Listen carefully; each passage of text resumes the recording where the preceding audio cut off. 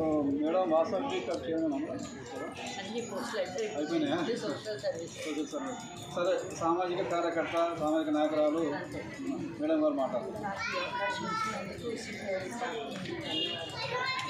నేను ఇంతకు ముందు కూడా జడ్జిగా చాలాసార్లు వచ్చాను. ఈ మధ్య కొంచెం బిజీగా ఉండి హైదరాబాద్లో ఉండి చాలా కష్టమైంది జడ్జి చేయాలంటే.